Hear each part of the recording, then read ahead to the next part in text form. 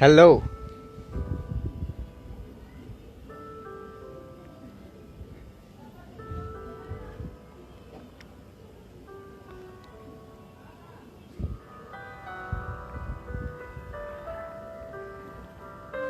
I hope કે બધાએ જમી લીધું હશે, કારણ કે સમય તો આપણો 10:20 થઈ ગઈ છે. તે છતાંય અમુક લોકો હોય છે કે જેને લેટ ખાવાનો બહુ શોખ હોય, તો એ લોકો બહુ લેટ જમતા હોય છે. અમારા જૈનોમાં તો બહુ ખાસ હોય છે કે સાંજે સૂરજ આથમે ને એ પહેલાં જમી લેવાનું. જો કે આજે જ પોસ્ટ મૂકી છે મેં, લાસ્ટ પોસ્ટ જે છે કે સૂરજ તો ખરેખર ક્યારેય ડૂબતો જ નથી. આ અંધારું ભ્રમ પેદા કરી દે છે. ખરેખર અંધારું બહુ જોરદાર ભ્રમ પેદા કરે છે.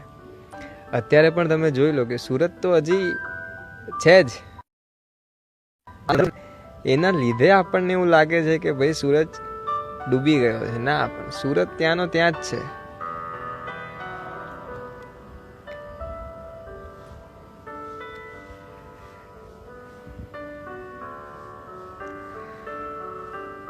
ઘણી વખત કેવું થાય છે કે પોસ્ટમાં જગ્યા બહુ ઓછી હોય છે લખવા માટે. જે 3x4 બોક્સ હોય અથવા તો 1x1 હોય, એની અંદર તમે લખીને કેટલું લખી શકો. તેના માટે કેપ્શનની સુવિધા બહુ મસ્ત આપી છે આ લોકોએ, અને મેં તો એનો ભરપૂર ઉપયોગ કરી લીધો છે કેપ્શનનો. તો ખાસ કંઈ છોડ્યું નથી હજી સુધી મેં કેપ્શનમાં લખવા માટે. હા, ક્યારેક કોઈ પોસ્ટ એવી હોય કે જેની અંદર ના લખીએ, પણ હા, આમ તો છોડતો નથી ક્યારે હું કેપ્શન. આજની વાત બહુ મસ્ત છે, મને બહુ ગમે છે.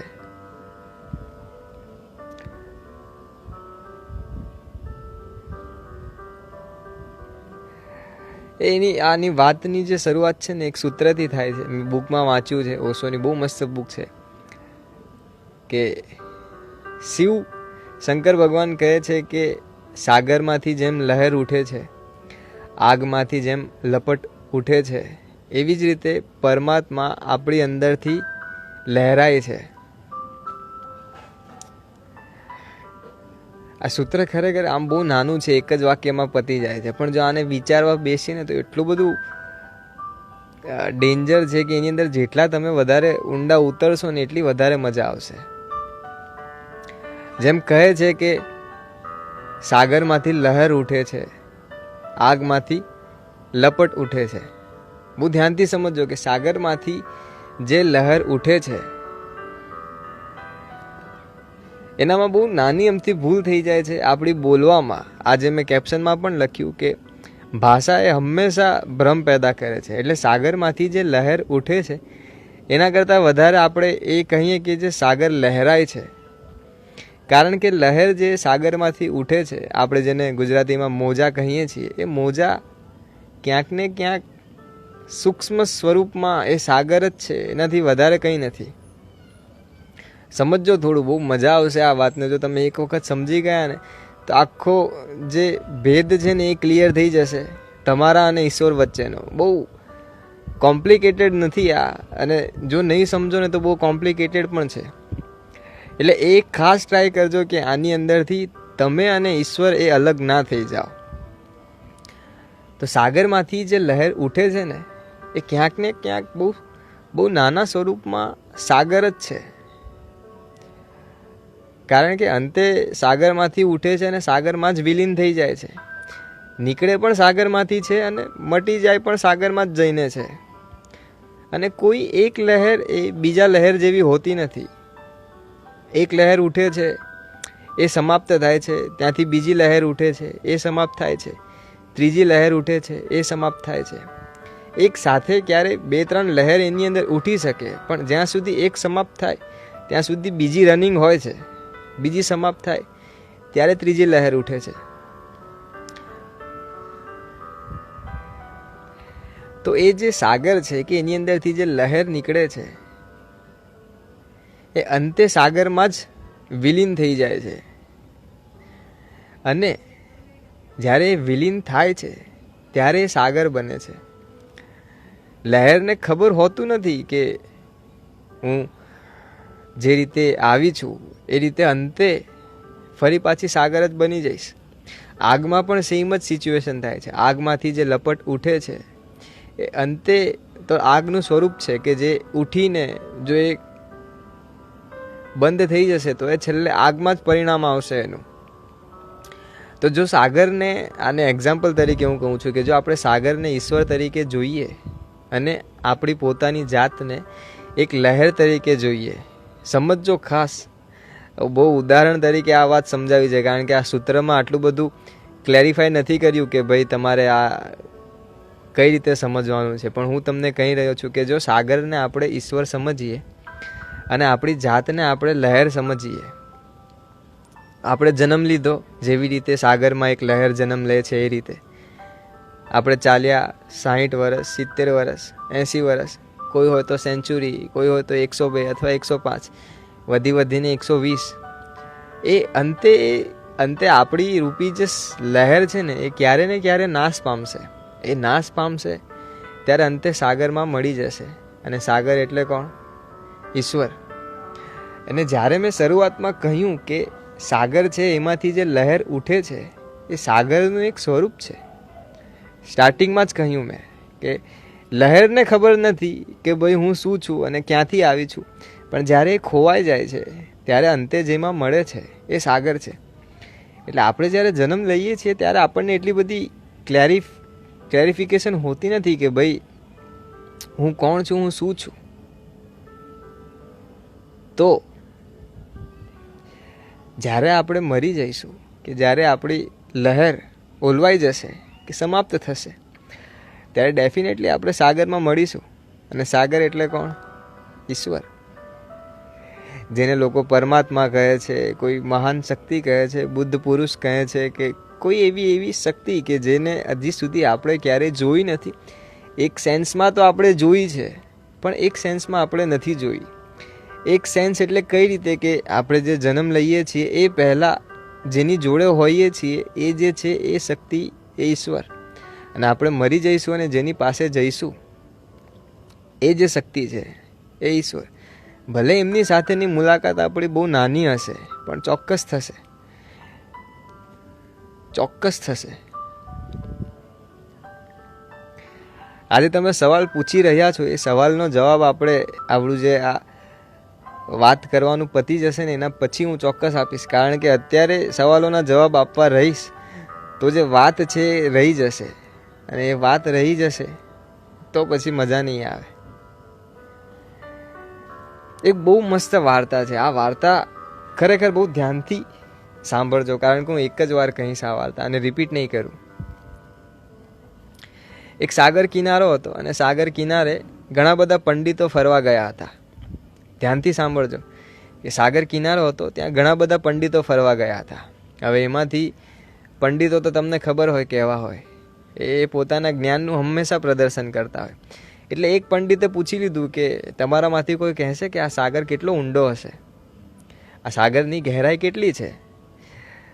તો પંડિત કેવા હોય કે એ પોતાને ક્યારે નીચે ના પડવા દે. ક્યારે કોઈ પંડિત પોતાની જાતને નીચે નહીં પડવા દે. તો એમાંથી ઘણા બધા પંડિતો શાસ્ત્રો ખોલીને બેસી ગયા. ઓબ્વિયસલી એમની પાસે એ જ એક હથિયાર છે કે જેમાંથી એ લોકો જવાબ આપી શકશે. પછી ભલે કુંડલીનું હોય કે લગ્નનું હોય, માંગલિક દોષ હોય કે ગમે તે હોય, એમની પાસે બીજો કોઈ એવું છે નહીં કે જેમાંથી એ લોકો જવાબ આપી શકે. જ્યારે તમે બુદ્ધને કે મહાવીરને કોઈ સવાલ પૂછશો તો એ શાસ્ત્ર ખોલવા નહીં બેસે, એ જૂની વાતોને નહીં પકડે. એ રિસેન્ટ સિચ્યુએશન બહુ જરૂરી છે. તમે અત્યારે જે સવાલ પૂછો છો એના જવાબ તમે શાસ્ત્રોમાં શોધવા બેસશો તો ત્યારનો સમય ને અત્યારનો સમયમાં બહુ ફરક છે. શાસ્ત્રોમાં તમને એવું ક્યારેય નહીં જોવા મળે કે ભાઈ તમારી ગાડી પંચર થઈ જાય તો તમે એને સ્ટાર્ટ કઈ રીતે કરો, એને રિપેર કઈ રીતે કરો. તમારા એન્જિનમાં કંઈક પ્રોબ્લેમ આવે તો તમે એને કઈ રીતે રિપેર કરો. જોકે ગાડીનો એટલો બધો મહત્ત્વ પણ નથી, કારણ કે માણસ માટે જે ભૌતિક સુખ સગવડની સાધનો છે એ વધારે ને વધારે એ જીવે છે ત્યાં સુધી એને કામ લાગશે. એના પછી એની ગાડી એને સ્વર્ગમાં ફરવા માટે કામ નહીં લાગે. તો એનીવે આપણે વાત ઉપર પાછા આવીએ કે એ જે પંડિત હતા એ લોકોએ નક્કી કર્યું કે શાસ્ત્રમાં કહે છે કે સમુદ્ર આટલો ઊંડો છે. તો એક જણે કહ્યું કે આ તમારું શાસ્ત્ર ખોટું છે, આના કરતાં વધારે જે સાચું લખ્યું છે એ મારા શાસ્ત્રમાં લખ્યું છે. એમાં લખ્યું છે કે સમુદ્ર આટલો બધો ઊંડો છે. એમાંથી ત્રીજો પંડિત હતો જે મહાજ્ઞાની હતો, મહાપંડિત હતો, એટલે એની વાત તો બધાએ માનવી પડે. તેણે કહ્યું કે તમારા બધાના શાસ્ત્ર ખોટા. મારી પાસે જે શાસ્ત્ર છે એમાં લખ્યું છે કે સમુદ્ર બહુ ઊંડો છે, એની ગહેરાઈ હજી સુધી કોઈ માપી નથી શક્યું, પણ તે છતાંય મારા શાસ્ત્રમાં લખવામાં આવ્યું છે કે સમુદ્ર આટલો ઊંડો છે. હવે મહાપંડિતની વાત ટાળવી, એને નકારવી એ થોડી મુશ્કેલ થઈ જાય. એ લોકોનું ગ્રુપ હોય એક આખું, એટલે એ લોકોએ એની વાત સાચી માની લીધી. અને થયું એવું કે ત્યાંથી 2 નમકના પૂતળા પસાર થઈ રહ્યા હતા.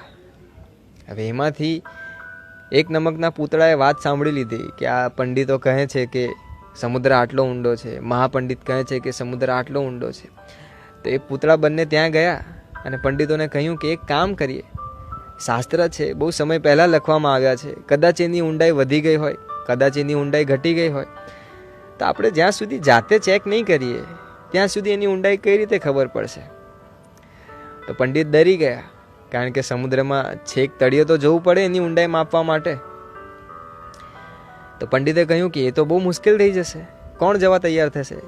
ત્યારે નમકનું પહેલું પૂતળું જે હતું એણે કહ્યું કે હું જઈશ, અને હું નીચે જઈને તમને કહીશ કે કેટલું ઊંડું છે.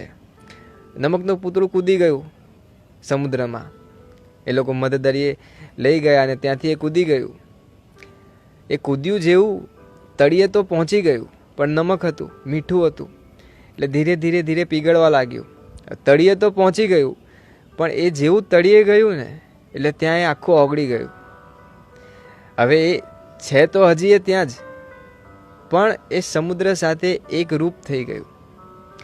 હવે એ બહાર આવી ના શકે કહેવા માટે કે સમુદ્ર કેટલું ઊંડું છે, કે સમુદ્ર કેટલું ગહેરું છે. પછી એનો જે બીજો મિત્ર હતો એને ચિંતા થઈ કે આ તો હજી સુધી બહાર નથી આવ્યો, હવે હું શું કરીશ? એટલે પંડિતોએ એને કહ્યું કે તું ના જા, તું પણ બહાર નહીં આવે, કારણ કે સમુદ્રની અંદર જે જાય છે એ ક્યારેય બહાર નથી આવતું, અને જે તળિયે પહોંચે છે એ તો ક્યારેય નહીં. પણ પહેલાં એ કહ્યું કે હું એનો મિત્ર છું, એને આમને આમ તો કઈ રીતે છોડી શકું? એ પણ કૂદી ગયો. પંડિતોએ બહુ રોક્યો, પણ એ ના માન્યો. એ કૂદી ગયો, એ પણ તળિયે ગયો. એને એના મિત્ર પણ મળ્યો કે જે સમુદ્ર સાથે એકરૂપ થઈ ગયો હતો. એના મિત્રને કહે છે કે તું તો તળિયે પહોંચી ગયો અને તારા લીધે હું એ તળિયે આવી ગયો, પણ હવે આપણે ઉપર જવું એ અસંભવ છે. એના મિત્રએ કહ્યું કે હવે આપણે ઉપર જવું જરૂરી પણ નથી જરૂરી, ખરેખર નથી જરૂરી. જ્યારે કોઈ પણ માણસ પોતાના તળિયે પહોંચે છે, જેને બહારની ભાષામાં જ્ઞાન, આત્મજ્ઞાન, બુદ્ધત્વ કહેવામાં આવે છે, પછી એ વ્યક્તિ ભાગ્યે જ ઉપર આવે છે. હોય છે ખરો ચોક્કસ, પણ પછી એ ત્યાં જઈને એક રૂપ થઈ જાય છે. જે મેં આગળ કહ્યું કે સાગરની લહેર છે, ઈશ્વર એક સાગર છે અને એમાંથી આપણે એની એક લહેર, અમે તમને જસ્ટ એક એક્ઝામ્પલ આપ્યું.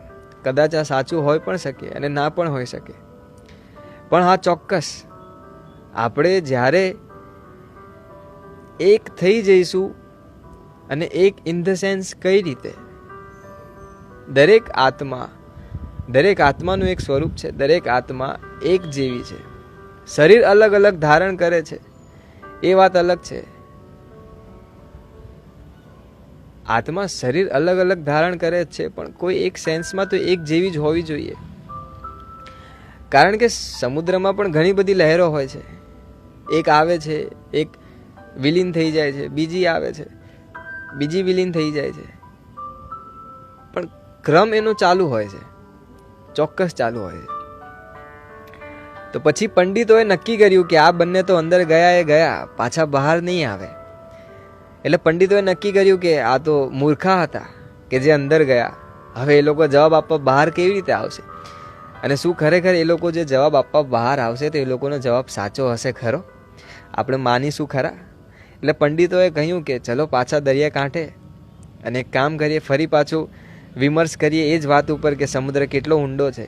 તો પંડિતો પાછા દરિયા કાંઠે પહોંચી ગયા, શાસ્ત્રના પોટલા ખોલ્યા અને પંડિતો વાતો કરતા હતા. અને હવે દરિયાકાંઠે તમે વાતો કરો એટલે મોજાનો અવાજ તો આવે, 100% આવે. ત્યાંની હવા હોય એનો અવાજ આવે. એટલે ત્યાંનો એક પંડિત બોલ્યો કે આ મોજાનો અવાજ મને બહુ ડિસ્ટર્બ કરે છે. આપણે એક કામ કરીએ, સમુદ્રથી દૂર જઈને એની ગહેરાઈ શું છે એ જોઈએ, એની ગહેરાઈ વિશે શાસ્ત્રોમાં શું લખ્યું છે એ જોઈએ. તમે આ વાત, ખબર નહીં તમારામાંથી કોઈને સમજ પડે કે નહીં પડે, પણ આ વાત બહુ અલગ છે કે તમે સમુદ્રથી દૂર જઈને, સમુદ્રથી અલગ થઈને એની ગહેરાઈ વિશે કઈ રીતે જાણી શકો. જો તમારે ખરેખર કંઈક જાણવું છે તો એ શાસ્ત્રોમાંથી તમે કઈ રીતે જાણી શકો. શાસ્ત્ર જેણે પણ લખ્યા હશે એ ચોક્કસ માણસ જ હશે, અને એ જ માણસ હશે કે જેણે ક્યાંકથી સાંભળ્યું હશે, ક્યાંકથી કંઈક મેળવ્યું હશે અને પછી લખ્યું હશે. આજે હું કંઈક બુક લખું તો એ મેં જે અનુભવ્યું છે એ લખીશ. હવે એ બુક કોઈ બીજું વાંચશે અને એના ઉપરથી જો કોઈક બુક લખશે તો એણે જે વાંચ્યું છે, એને જે સમજ્યું છે એના ઉપરથી લખશે. શાસ્ત્ર કોઈ ભગવાને મારા ખ્યાલથી લખ્યા નહીં હોય, ભલે વેદ હોય. ગીતા પણ શ્રી કૃષ્ણએ કહી છે, આ ધ્યાન રાખજો. ગીતા એ શ્રી કૃષ્ણએ કહી છે, બોલી છે, લખી નથી. લખવાવાળા બીજા છે. શ્રી કૃષ્ણએ ફક્ત કહી છે, એમણે લખી નથી.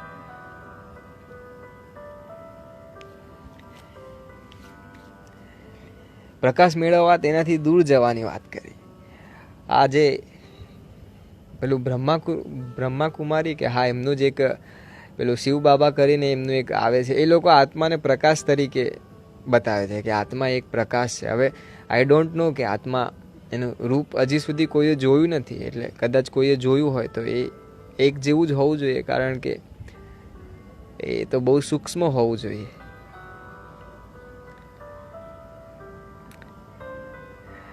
જ્યાં સુધી પોતાને વાગે નહીં ત્યાં સુધી જાગે નહીં. આહા, એકદમ સાચી વાત. માણસને વાગવું બહુ જરૂરી છે, પડવો બહુ જરૂરી છે, કારણ કે જેવો એ પડશે તો એને ખબર પડશે કે એની અંદર ઊભા થવાની તાકાત છે કે નથી, એની અંદર સામે લડવાની તાકાત છે કે નથી. પણ જો એ પડશે જ નહીં તો એને ખ્યાલ કઈ રીતે આવશે કે એની અંદર એ તાકાત છે, કે એ પોતે ઊભો થઈ શકે છે, એને કોઈના સહારાની જરૂર નથી.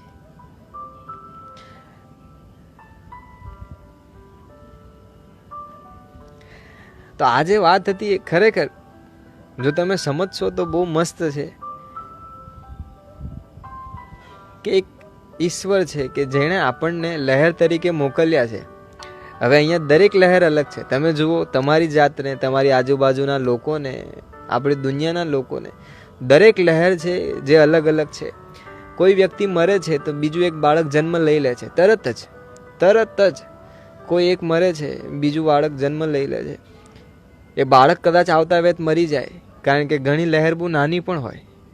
કિનારે જે લહેર આવતી હોય ને એકદમ નાની હોય, આવશે તરત જતી રહેશે.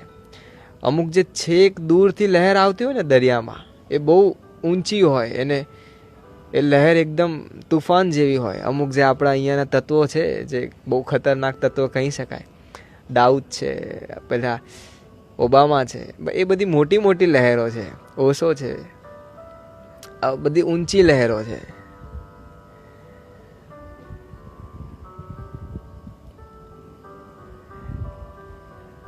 આપણી સ્ટોરી હજી ખતમ નહીં થઈ ને, થઈ ગઈ. એક જોવા જાઓ તો નથી થઈ, કારણ કે જે વાત કરી રહ્યો છું એ પણ એક વાર્તા જેવી જ છે. એક સવાલ છે કે આ પ્રેમ આંધળો હોય તો થઈ કેવી રીતે જાય? આંખોથી. કારણ કે અહીંયા લોકો જે આંધળા છે, તમે અંધારાને ડિફાઇન કઈ રીતે કરશો? આ એક સવાલનો જવાબ મારો આપજો, હું હમણાં નહીં બોલું. અંધારાને જો તમારે કહેવું હોય તો તમે એને કઈ રીતે કહેશો? અંધારાને વ્યાખ્યા જો કરવી હોય તો એની વ્યાખ્યા કઈ રીતે થાય? પ્રકાશની ગેરહાજરી. અંધારાની વ્યાખ્યા એટલે પ્રકાશની ગેરહાજરી. અંધારાને કહેવા માટે પણ પ્રકાશની જરૂર પડે છે. સમજો થોડું, કે જો તમારે કહેવું હોય કે આ રૂમમાં અંધારું છે, તમે કહી તો દેશો કે આ રૂમમાં અંધારું છે, પણ એનો સીધો અર્થ શું થયો? કે આ રૂમમાં અજવાળું નથી, આ રૂમમાં પ્રકાશ નથી. એટલે જો અંધારાને કહેવું હોય, અંધારાની વ્યાખ્યા કરવી હોય તો એના માટે પ્રકાશ શબ્દ લાવવો પડે, પ્રકાશ શબ્દને સામેલ કરવો પડે. એટલે અંધારું પણ જો પ્રકાશ વગર અશક્ય હોય તો પછી પ્રેમ એ લાગણી વગર કઈ રીતે શક્ય હોય? પણ આજે આપણે પ્રેમ ઉપર વાત નથી કરવાની. આ જે વાત છે ને એના ઉપર ધ્યાન આપો. તમે પ્રેમને વચ્ચે વચ્ચે ના લાવો.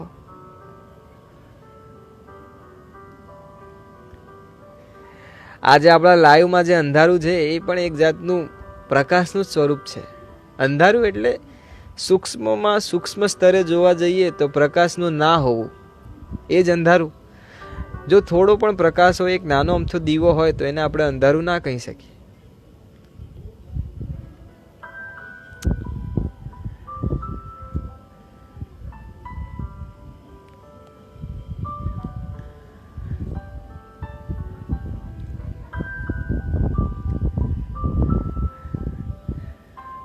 મારા મિત્રો સમજી જજો બહુ, કારણ કે ફરી પછી ક્યારે આવો સમય નહીં આવે, ક્યારે નહીં આવે. દરેકના જીવનમાં કોઈ એક વ્યક્તિ એવું આવે છે કે જે એને જગાડવાની કોશિશ કરે છે. મારા જીવનમાં, તમારા જીવનમાં. હું એવું નથી કહેતો કે તમારા જીવનમાં હું બનીને આવ્યો છું, ના, પણ તમારા જીવનમાં ચોક્કસ કોઈ એક એવું હશે કે જે તમને જગાડવાની કોશિશ કરશે. જો તમે એ સમયે નાટક કરશો કે ના, અત્યારે મારી પાસે સમય નથી, કે મારી પાસે સુવિધાઓ નથી, તો તમે ચૂકી જશો. ચોક્કસ તમે ચૂકી જશો. તમારા જીવનમાં તમારા માટે જે મહત્વનું છે એ તો મહત્વનું છે, સાથે સાથે તમે જેને મહત્વ નથી આપતા ને એ પણ બહુ મહત્વનું છે.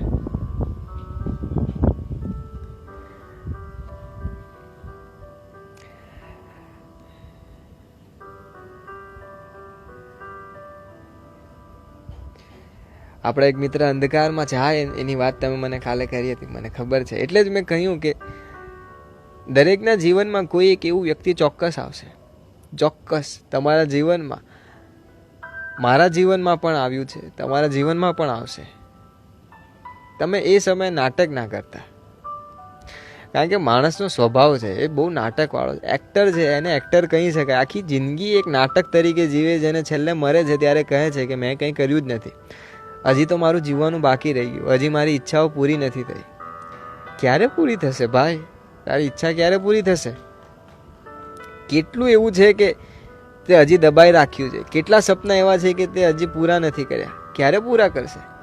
સપના તો કેટલા તમે જોશો, બધા પૂરા થાય એવું જરૂરી પણ નથી. કોઈ નેગેટિવ વાતો આપણા મગજમાં જતી ના હોય તો શું કરવું? હવે પહેલી વાત તો એ બહુ ધ્યાન રાખવી કે નેગેટિવ વાતો તમને નથી પકડતી, તમે એને પકડી રાખી છે. અને નેગેટિવ એટલે કઈ રીતે એ પણ તમે જ નક્કી કર્યું હશે ક્યાંક ને ક્યાંક ક્યાં નેગેટિવ છે ને. માણસ પોતે નક્કી કરી લે છે કે એના માટે પોઝિટિવ શું છે, એના માટે નેગેટિવ શું છે. માણસ પોતે પોતાના જીવનનો નિર્ણય પોતે લેવા માટે સક્ષમ છે, ઓલરેડી છે. પણ દરેક વખત દરેક નિર્ણય સાચા હોય એ અઘરું છે. જ્યાં કંઈ જ ના જડે તે અંધારું, એ પછી જગ્યા કે જીવન. આહા, ઘણાના જીવનમાં પણ બહુ અંધારું હોય છે. તો ત્યાં એક જ પ્રકાશની કિરણ જો આપણે બની શકીએ તો ચોક્કસ બનવાની કોશિશ કરવી. કારણ કે આ જીવન તમારું જેટલું નાનું છે ને એટલું જ બીજાનું પણ નાનું છે.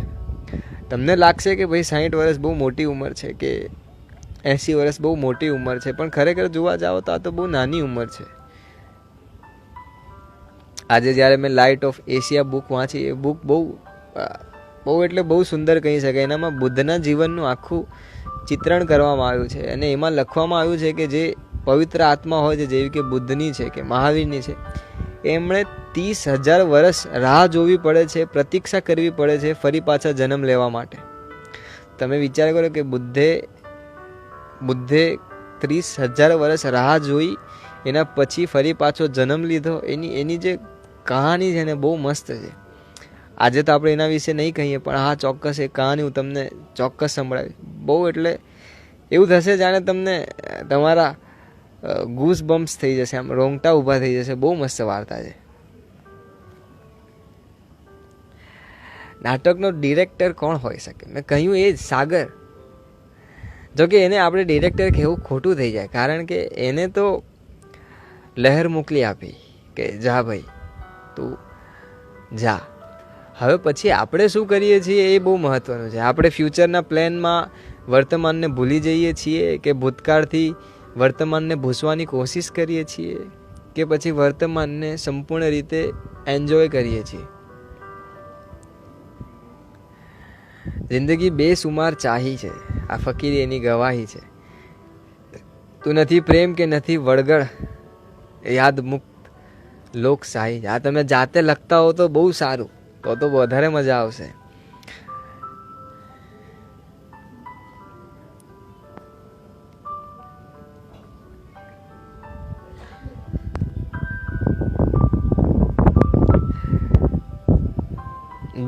ગમતી વ્યક્તિ વગર જીવન જીવવું એ પણ અંધારું જ છે.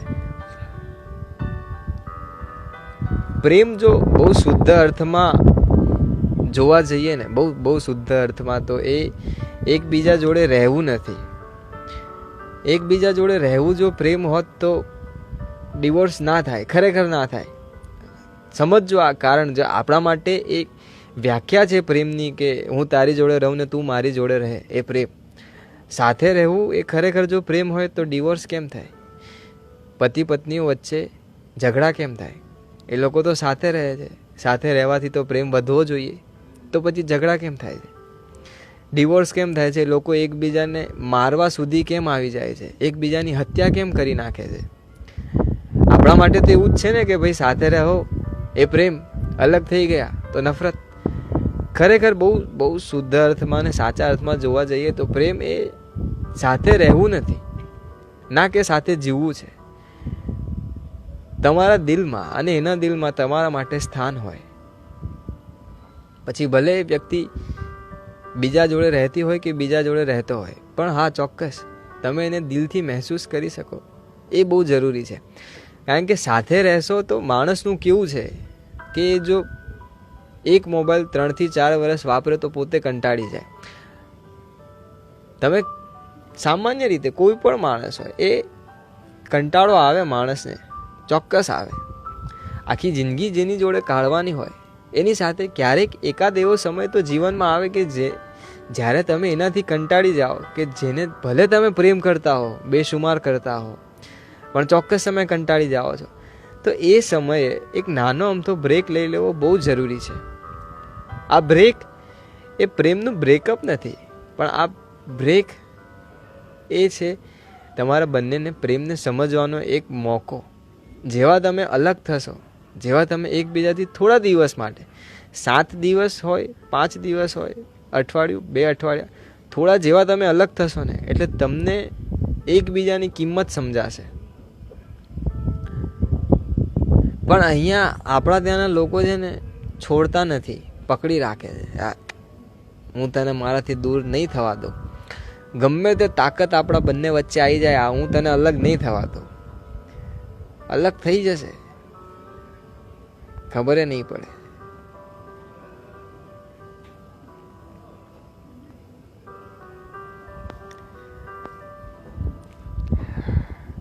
એમ બી આજકાલનો પ્રેમ તો કદાચ ઓયથી ઓય સુધીનો બહુ અઘરી વાત કરી.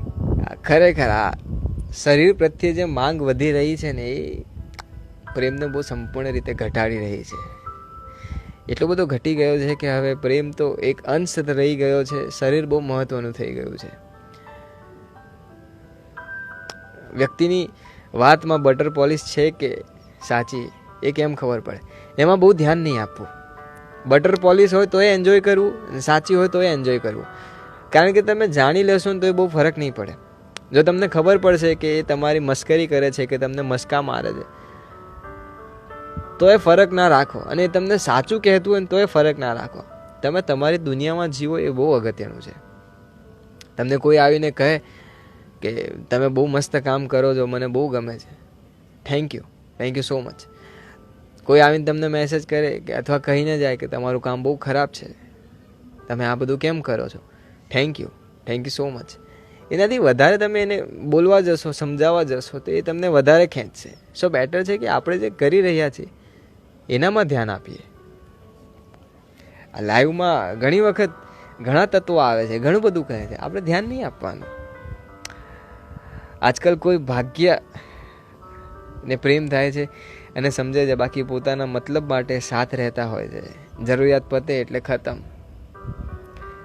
જરૂરિયાત પતે એટલે તો બધું જ ખતમ થઈ જાય છે. પ્રેમ હોય, સંબંધ હોય, બિઝનેસ હોય કે ગમે તે, જીવન પણ. શ્વાસ પતે, શ્વાસ એ આપણી જરૂરિયાત છે. આ સમજજો, શ્વાસ એ ફક્ત એક કાર્ય નથી, આપણી બહુ મોટી જરૂરિયાત છે. આપણે શ્વાસ ઉપર ક્યારે ધ્યાન નથી આપ્યું એટલે આપણને નથી સમજાતું. બાકી હોસ્પિટલમાં જશો ને વેન્ટિલેટર નહીં મળે ત્યારે તમને શ્વાસની કિંમત ખબર પડશે કે ભાઈ શ્વાસ તો કેટલો બધો જરૂરી હતો, કેટલો બધો જરૂરી હતો. જે માણસ જીવતો હોય છે ને ભાગ્યે શ્વાસ ઉપર ધ્યાન આપે છે, પણ જે માણસ મરવાની નજીક હોય છે ને એના શ્વાસને તમે જોજો ક્યારેય. એક વખત જોજો. મારા દાદા મારી આંખ સામે મર્યા હતા ને મને ખ્યાલ છે એમને હાર્ટ એટેક આવ્યો હતો. એ સમયે એ માણસ શ્વાસ લેવા માટે જે તરફડે છે ને, જે તરફડે છે તમે જોઈ ના શકો. શ્વાસ બહુ કિંમતી છે, આપણે ધ્યાન નથી આપ્યું એટલા માટે.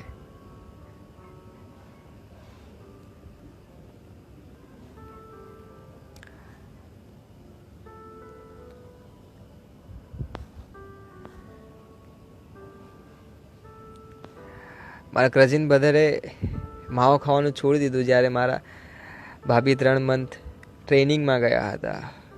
તો ધીસ કોલ લવ સાથે હતા.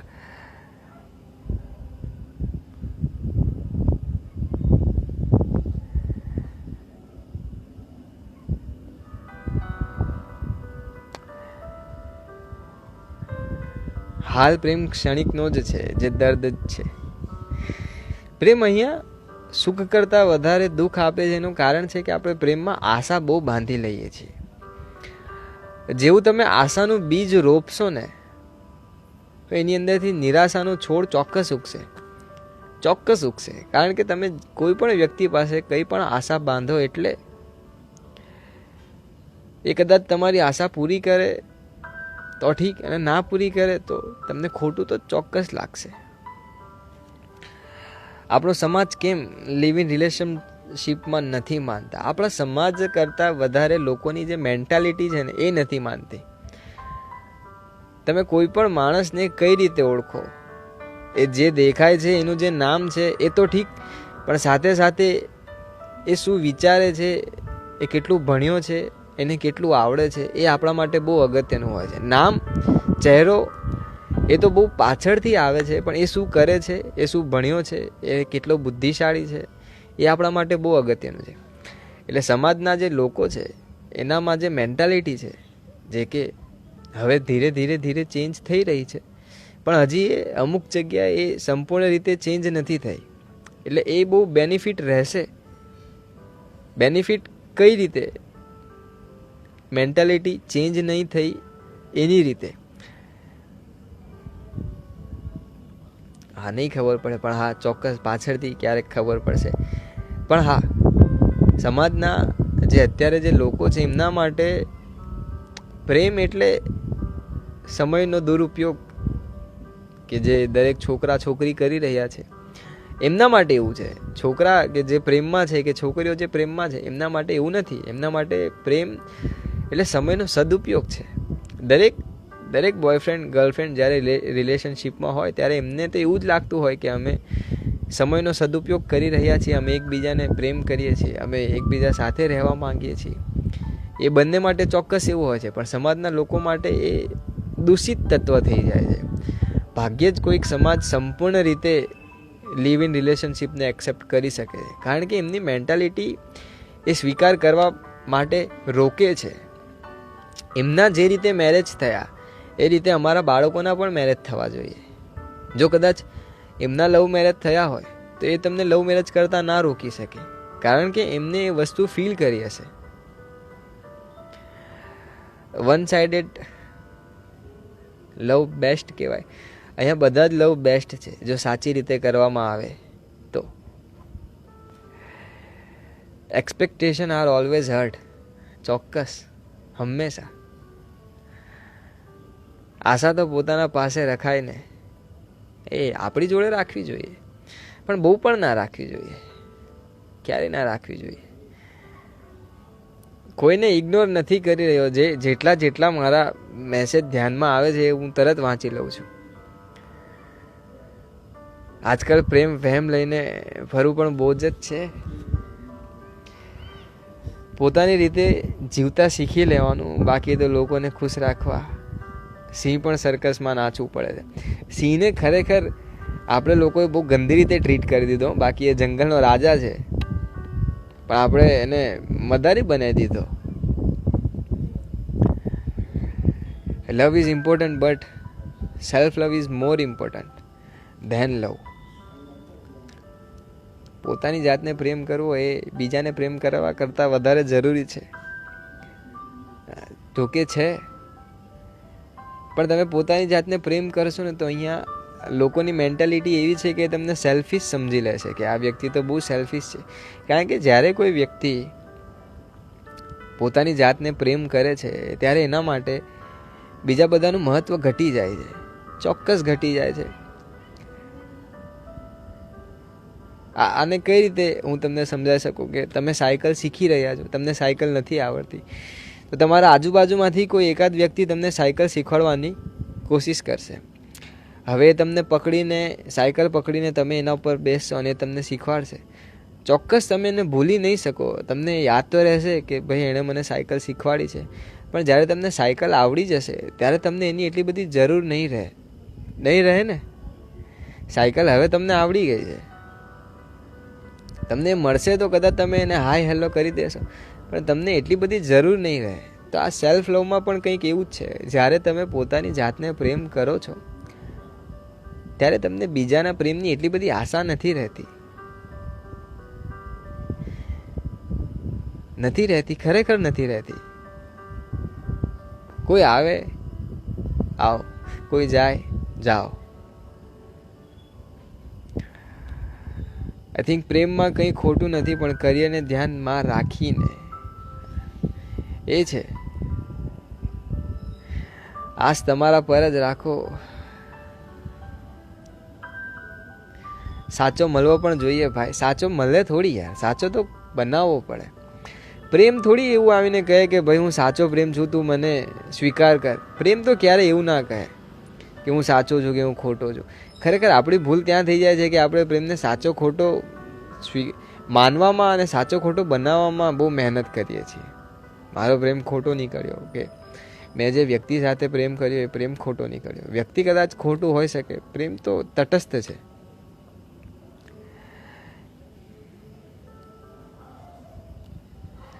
તમે ઇન્સ્પિરેશનલ વાતો કરો છો, ના આ ભૂલ ના કરતા. ના આ વાતને તમે મોટિવેશન તરીકે લેજો કે ના તમે ઇન્સ્પિરેશન તરીકે લેતા. આ વાતને એવી રીતે લેજો કે તમારા જીવનમાં આ તમને કામ લાગે. કારણ કે મોટિવેશન હશે તો 5 મિનિટ માટે તમને સારું લાગશે, પણ પછી એ મોટિવેશન ક્યાં જતું રહેશે ને તમને ખબર નહીં પડે. ઇન્સ્પિરેશનલ વાત હશે તો તમને સાંભળવામાં સારી લાગશે. કાલે ઉઠીને તમારે કદાચ કોઈકને કહેવું હોય તો તમે કહી શકશો, પણ એ તમારી જિંદગીમાં અસર નહીં કરે. તો એના કરતાં બેટર છે કે તમે આનો ઉપયોગ કરવાનું શરૂ કરો.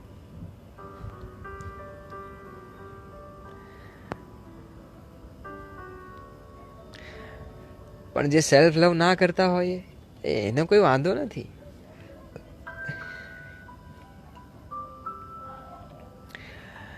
कुदरत का कहर भी ज़रूरी है साहब, वरना हर कोई खुद को खुदा समझने लगा था. છે બધા ખુદા છે જ, પણ હા જે સમજે છે ને એ ખોટું છે.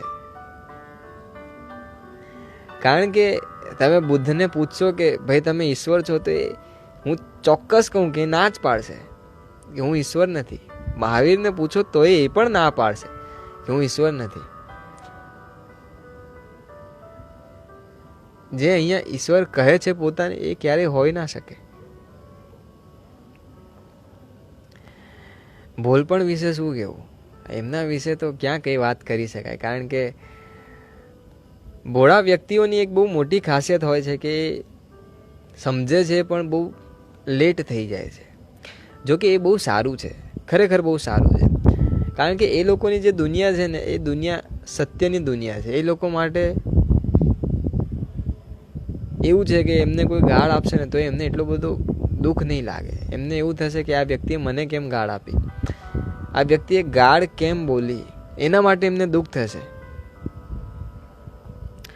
અમુક વ્યક્તિ હોય છે કે જે ઈશ્વરને બહુ માને છે, બહુ એટલે અતિ શ્રદ્ધાળુ હોય છે, તો એમને ક્યારે તમે એવું ના કહેતા કે ભાઈ ઈશ્વર નથી કે ઈશ્વરની પૂજા ના કર.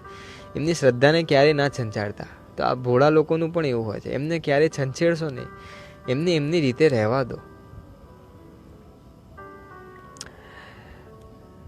સેલ્ફ લવ ઇમ્પોર્ટન્ટ ના આપીએ તો જરૂરી નથી કે બધા જ પોતાની જાતને પ્રેમ કરી શકે.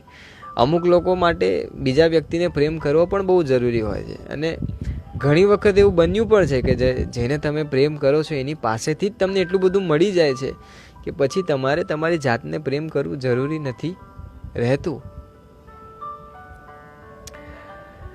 Silence says a lot more then you think. એટલે તો કહું છું કે દરેક બુદ્ધ પુરુષ, આજના કેપ્શનમાં પણ મેં લખ્યું છે કે દરેક બુદ્ધ પુરુષે મૌન રહેવાનું મુખર પર રાખે છે. ચોક્કસ એમના માટે મૌન એ બહુ જરૂરી છે.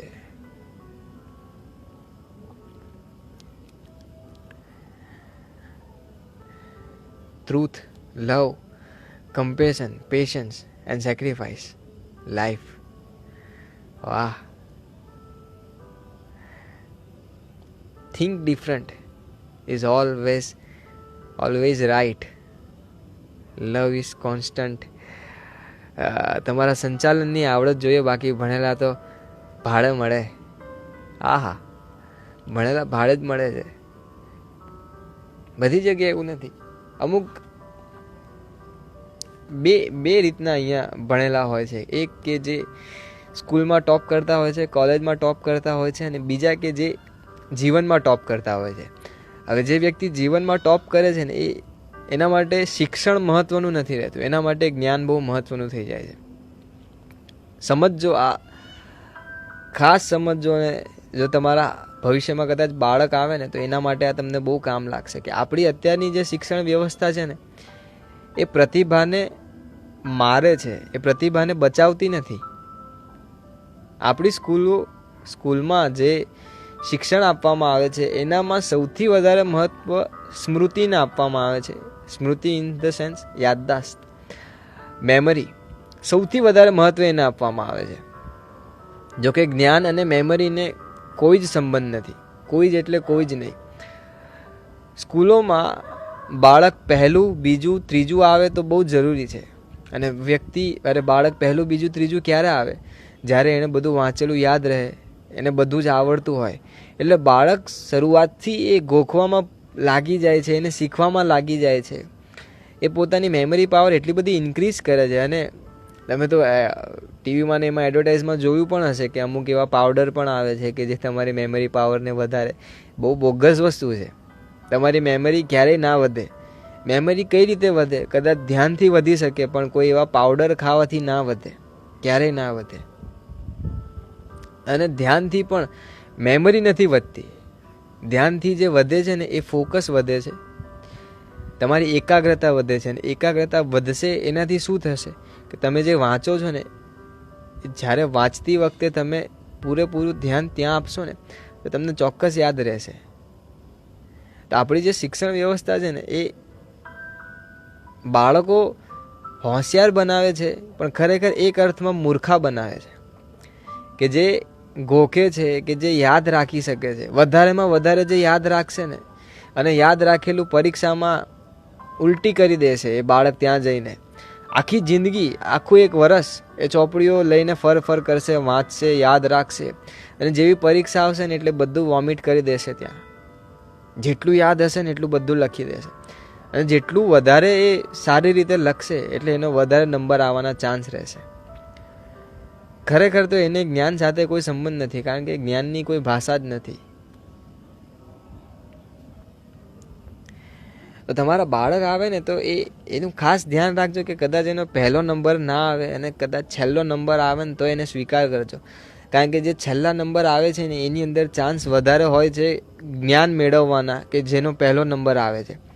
કઈ રીતે? બહુ મસ્ત છે આ. કઈ રીતે? કેમ? કારણ કે જ્યારે કોઈ બાળક પહેલો નંબર લાવવા માટે એટલો બધો ઉત્સુક થઈ જાય છે, એટલું બધું યાદ રાખે છે, એટલી બધી મેમરી પાવર એની એટલું બધું જોર આપે છે એની મેમરી પર, તો એ ધીરે ધીરે જડ થઈ જાય છે, ધીરે ધીરે જડ થઈ જાય છે. ભણેલા વ્યક્તિઓને તમે જોશો ને તો એમના ચહેરા જે હોય છે ને, એ ભાગ્યે જ કોઈ વ્યક્તિનો ચહેરો તમને એકદમ પ્રફુલ્લિત જોવા મળે. ના, એ લોકો બહુ ટેન્શનમાં ફરતા હશે. ओहो कल तो ये हो गया, अरे बाप रे परसों इसकी मीटिंग है, ये है वो है, मेरा पहला नंबर नहीं आया, मैं क्या करूँगा. अरे बाप रे, બહુ બહુ બહુ સિચ્યુએશન હાર્ડ કરી નાખે.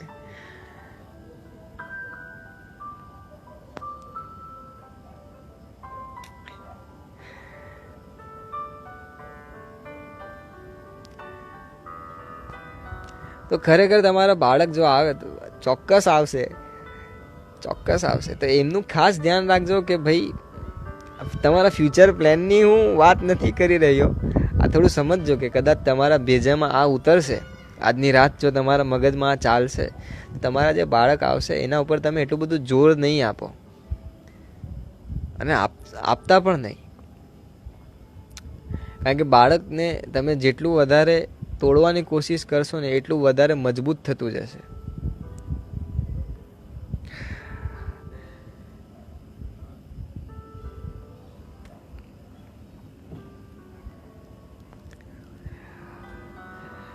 બોર્નવિટા, હોર્લેક્સ લાઈફમાં ફર્સ્ટ લવ કેમ ઇમ્પોર્ટન્ટ આપે છે? શું બીજી વખત લવ પોસિબલ નથી? અરે બાપરે, કેટલી વખત લોકોને લવ થયો છે અહીંયા, અઢળક વાર થયો છે. બીજી વખત, ત્રીજી વખત, 10 વખત, 20 વખત. આ લોકોની કંઈક ક્ષમતા છે પ્રેમ કરવાની. સટાસટ પ્રોડક્શન ચાલુ છે પ્રેમનું. બહુ અઢળક વાર લોકોને અહીંયા પ્રેમ થયો છે. એટલે બીજી વખત પણ પોસિબલ છે ને ત્રીજી વખત પણ પોસિબલ છે. હા, પહેલાં જેવો કદાચ ના થઈ શકે, કારણ કે વ્યક્તિ જ્યારે મન અને તનથી એક વ્યક્તિ જોડે જોડાઈ જાય છે અને એ વ્યક્તિ કદાચ તમને છોડીને જતું રહે, તો એના જેવું બીજી વ્યક્તિ મળવી મુશ્કેલ છે. Or education system depend on marks and grades more than values. હા, સાચી વાત છે. વેલ્યુ કરતાં વધારે એ લોકો માર્ક અને ગ્રેડને બહુ વધારે મહત્વ આપે. તમારે નોકરી મેળવવી હશે ને તોય તમારે સર્ટિફિકેટ લઈને ફરવું પડશે. એ લો મેરા સર્ટિફિકેટ, આ A+ છે મારો, જોઈ લો તમે. 100માંથી 100 લાવ્યો છું, જોઈ લો. 9 SPI છે મારા, જોઈ લો. છે ને 9 SPI? 10માંથી 9 SPI એટલે લગભગ 90% જેટલું થઈ જાય. એન્જિનિયરિંગમાં તો ખાસ.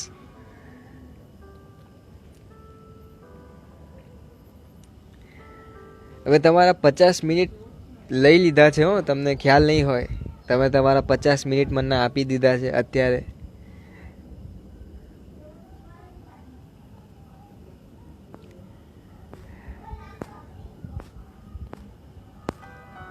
મજા આવીને પણ હવે કદાચ હું પોતે 3 થી 4 દિવસ માટે મૌનમાં જઈ રહ્યો છું, તો એટલે તો હું અત્યારે ધનાધન લાઈવ કરી રહ્યો છું. કાલે પણ કદાચ આવીશ. પછી સોમ, મંગળ, બુધ, ગુરુ, 3 થી 4 દિવસ. અને જો વધારે મજા આવે તો કદાચ એકાદ અઠવાડિયું પણ. કારણ કે જ્યારે મજા આવતી હોય ને ત્યારે તમે એને રોકી દેશો ને તો એ પતી ગયું.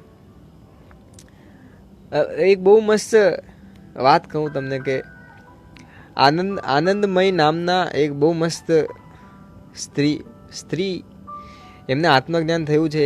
એમનું નામ આનંદમય છે. કદાચ બહુ ઓછી એવી સ્ત્રીઓ છે કે જેમને આત્મજ્ઞાન મળ્યું છે. પુરુષોને તો બહુ મળ્યું છે અને પુરુષો બહાર પણ બહુ આવ્યા છે. સ્ત્રીઓને પણ ઘણી બધી સ્ત્રીઓને આત્મજ્ઞાન મળ્યું છે, પણ એ સ્ત્રીઓ બહાર નથી આવી શકી. એમાંથી એક આનંદમય જે સ્ત્રી હતા એ બહાર આવ્યા. આનંદમય માં કહેવામાં આવે છે એમને. એ બહુ મસ્ત વ્યક્તિ હતા. એમને ગીત ગાવા બહુ ગમતા.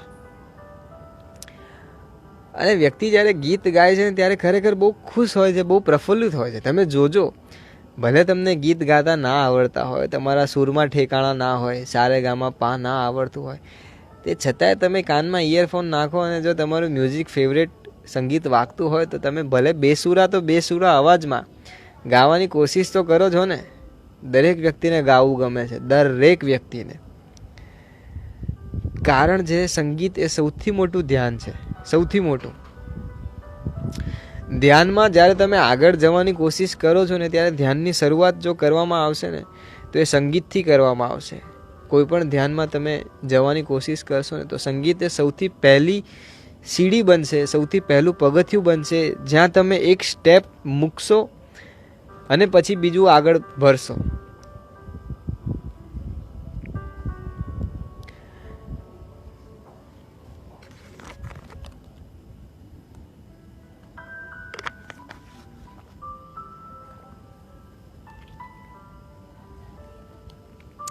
અને તમે ફીલ પણ કર્યું હશે કે જ્યારે તમે કાનમાં ઇયરફોન લગાવો ને અથવા હેડફોન હોય તો હેડફોન અને મસ્ત કોઈ મ્યુઝિક વાગતું હોય તો તમે ઓટોમેટિક એ અલગ ધૂનમાં પહોંચી જાઓ, ઓટોમેટિક અલગ ધૂનમાં પહોંચી જાઓ. તમારે જવાની જરૂર નથી પડતી. ધ્યાન અને સંગીત એ બંને તમને ત્યાં લઈ જશે. એટલે ગીતો ગાવા, ગીતો સાંભળવા, વાંસળી જે હોય છે ને વાંસળી એ તો ખાસ સાંભળવી. વાંસળીમાં જે અલગ મજા આવશે ને, આ તમે નોટ કરજો, એક બહુ મસ્ત છે શાસ્ત્રો કરીને યુટ્યુબ ઉપર એક ફ્લૂટ છે, ફોરેનનો આર્ટિસ્ટ છે કે જેણે ઇન્ડિયામાં આવીને ઇન્ડિયા માટે ક્લાસિકલ તરીકેથી કામ કર્યું છે. શાસ્ત્રો, એનું નામ છે the flight of flamingo, I think એવું જ કંઈક નામ છે એનું. તમે સર્ચ કરજો અથવા તો મને મળશે ને તો હું લિંક મૂકી દઈશ.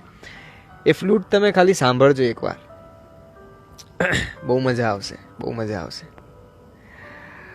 આપી નથી 50 મિનિટની વાવણી કરી છે જેનું બીજ અંકુરિત થાય છે અને ઉપજ જરૂર આપશે, ચોક્કસ આપશે. મને વિશ્વાસ છે ચોક્કસ આપશે.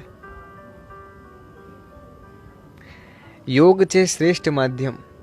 યોગમાં પણ બહુ બધા પ્રકાર છે. હઠયોગ છે, પછી આ જે અનુલોમ વિલોમ અને પ્રાણાયામ કરવામાં આવે એ એક છે. પછી છે કુંડલિની વાળો યોગ. હવે મારું સ્પીકરની વેલિડિટી આવી ગઈ લાગે, 1 કલાક બોલી લીધું મેં આજે.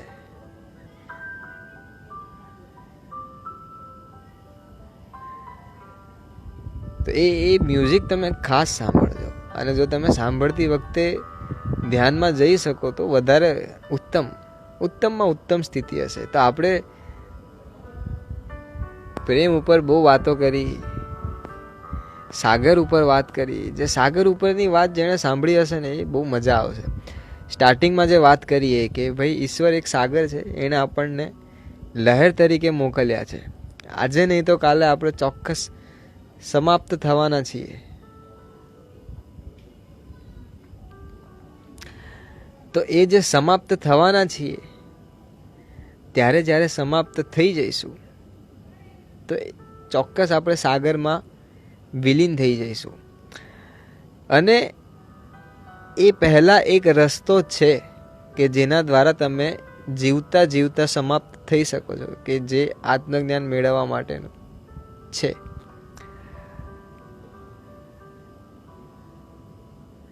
ઘણા લોકો સમાધિ એટલે એક જાતનું મરણ જ કહી શકાય. એમાં વ્યક્તિ મરી જાય છે પણ જીવતો હોય છે, ખાલી થઈ જાય છે આખો. ના ઈચ્છા હોય, ના વાસના હોય, ના સપના હોય, ના સુખ હોય, ના દુઃખ હોય, કંઈ જ ના હોય.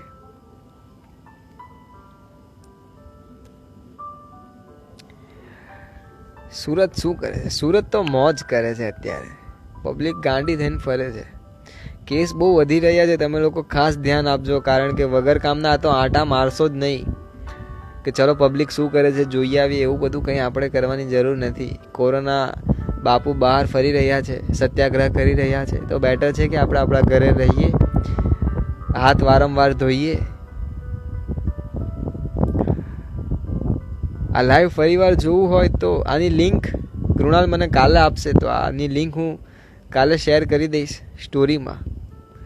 કાલે તમે ફરીવાર જોઈ લેજો.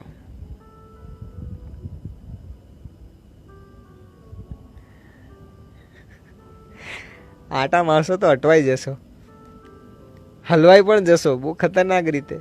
તમારી પાસે પૈસા હોય તો કદાચ તમે પ્રાઇવેટમાં તમારો ઈલાજ કરાવી શકો, પણ જો તમારી પાસે પૈસા ના હોય તો તમારે સરકારીમાં જવું પડે. સરકારીમાં તો હાલત તમને ખબર છે અત્યારની કેટલા બધા છે. અત્યારે લગભગ આપણા ઇન્ડિયામાં 2,43,000 ઉપર કેસ થઈ ગયા છે. કાલે 9,000 કેસ આવ્યા. 273 લોકો કાલે મરી ગયા છે. એમની આત્માને શ્રદ્ધા સાથે વિનમ્રતાથી ઈશ્વરને કહીએ કે એમની આત્માને જે કંઈ કરવું હોય, મોક્ષ આપવો હોય તો મોક્ષ આપે, કારણ કે એમાંથી બધા જ ખરાબ હોય એવું જરૂરી નથી. ધ ફ્લાઇટ ઓફ બમ્બલ બી, ના બમ્બલ બી તો યાર ટ્રાન્સફોર્મરમાં આવી જશે. ના, બમ્બલ બી નહીં, ધ ફ્લાઇટ ઓફ ફ્લેમિંગો કે એવું કંઈક નામ છે એનું. લિંક મૂકી દઈશ. તો આઈ હોપ કે આજે બહુ મજા આવી હશે. મને તો બહુ મજા આવી. હવે 8 લાખમાં ખર્ચો મિત્રો નહીં તો જીવનની બધી કમાણી જતી રહેશે. સાચી વાત યાર. તમને શું લાગે છે લોકડાઉન બાબતે? કંઈ લાગતું નથી, બસ વાગે છે કે લોકો જે રીતે બહાર રખડી રહ્યા છે ને એ બહુ ગંભીર સિચ્યુએશનમાં પણ લોકોએ મજાક બનાવી દીધો છે. બહુ ગાંડી રીતે. જ્યારે શરૂઆતમાં કોરોના આવ્યું હતું કે જ્યારે રોજના 400-500 કેસ આવતા હતા ત્યારે લોકો ઘરમાં બેસી રહેતા હતા દબાઈને, ડરીને. અત્યારે જ્યારે છોડી દીધા છે તો ગાંડા ઘેટાની માફક ફરે છે આ લોકો. તો કોઈ એમ છે જ નહીં. ચલો ને યાર, ક્યાં બહાર જવું છે, પાન ખાવા જવું છે તો 10-15 જણને લેતા જશે. એવું નહીં કે ચલો ભાઈ તમે અહીંયા બેસો, હું એક લઈને આવું અને આપણે અહીંયા આવીને ખાઈએ. એવું નહીં, ચલો. અને આ કોરોના કેવું છે કે બહુ કોરોના ક્યારેય ખરેખર જો તમારે પ્રેમ કરવો હોય ને તો કોરોનાથી શીખી લો આ બાબત. આ ધ્યાનમાં રાખજો આ વસ્તુ. કોરોનાથી જો કંઈ તમારે શીખવું હોય તો એનાથી પ્રેમ, એ કઈ રીતે પ્રેમ કરે છે ને માણસને એ શીખી લો. એ ક્યારે ભેદભાવ નથી રાખતો કે આ મુસલમાન છે, હિન્દુ છે, પટેલ છે, જૈન છે. એ ક્યારે એવો ભેદભાવ નથી રાખતો. એ બસ થઈ જાય છે. પછી એને એવું પણ નથી કે છોડીને બીજા જોડે જતો રહે છે. ના, બીજા જોડે જાય છે ને તો પણ તમારી જોડે તો રહે જ છે. ધ્યાન રાખજો કે કોરોના તમને થયો અને કદાચ તમારા લીધે બીજાને થયો અથવા બીજાનો થઈ ગયો તો પણ એ તમારી જોડે તો છે જ. એ તમને નહીં છોડે. એટલે જો ખરેખર કંઈક શીખવું હોય કોરોનામાંથી તો એનામાંથી પ્રેમ કરતા શીખો. કેટલી સારી રીતે વ્યક્તિ પ્રેમ નિભાવે છે અને એ પ્રેમ એટલી બધી ગંભીરતાથી નિભાવે છે કે કદાચ તમે મરી જશો ને તો એ તમારી જોડે આવશે, તમને છોડશે નહીં, તમને લઈને જશે. જોકે વાત મેં મજાકમાં કરી છે પણ એના માટે કરી કે થોડું સિરિયસલી લઈએ આપણે કોરોનાને. મજાક તો નથી, એ સહેજ પણ નથી.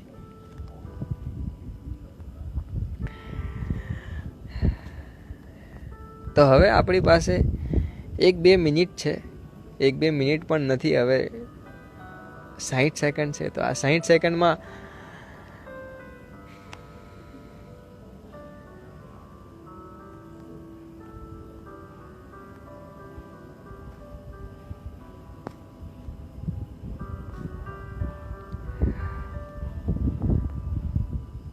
બહુ વધારે માથાકૂટ ના કરીએ. અને હવે હું આશા રાખું કે તમને બહુ મસ્ત ઊંઘ આવે, એક લાંબી એવી ઊંઘ ખેંચી લો 6-8 કલાકની. એ ધ્યાન રાખજો કે તમારી આંખ ખુલે ને ત્યારે ઉઠી જવાનું, પછી પડી નહીં રહેવાનું.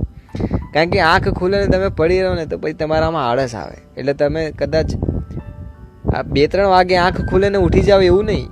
આંખ ખુલે અને તાજગી આવે ત્યારે ઉઠી જ જજો, પછી પડી ના રહેતા.